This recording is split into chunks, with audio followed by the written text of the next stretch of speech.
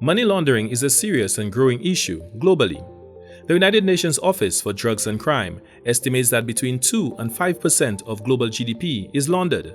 This amounts to 800 million to 2 trillion annually.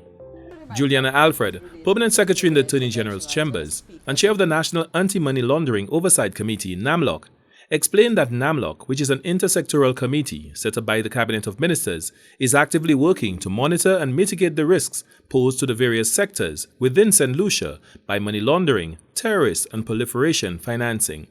So all of this work that the committee is doing, it's with the intention that towards the end of this year, Saint Lucia will be applying for re-rating to remove us from enhanced follow-up, because currently we are under enhanced follow-up because of all of these deficiencies. Kozel Chris is the senior counsel in the AG's chambers and deputy chair of NAMLOC.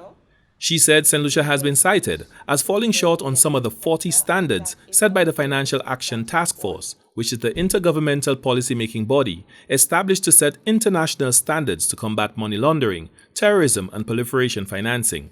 Saint Lucia would have been graded on each of these rules.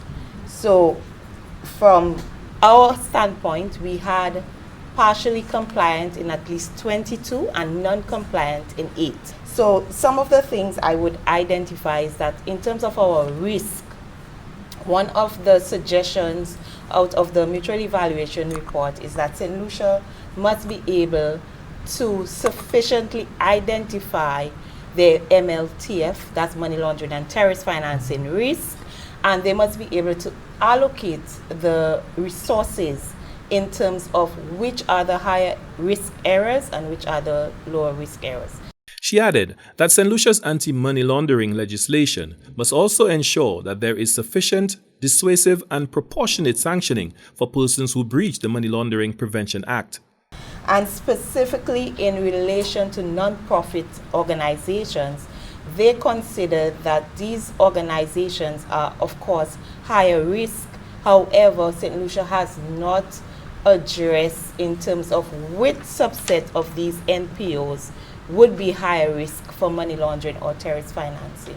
Though compliance with the international standards is voluntary, the economic ramifications for deliberate non-compliance can be catastrophic, with countries facing being grey or blacklisted or even losing correspondent banking privileges. So what you will see happening is obviously disruption in services. You would see higher cost of services as a result of that. When we look at issues, for example, of remittances, which are a very big thing for the region, that can be affected as well. So these recommendations, as small island development states, you essentially have no choice but to comply because the ramifications are quite intense.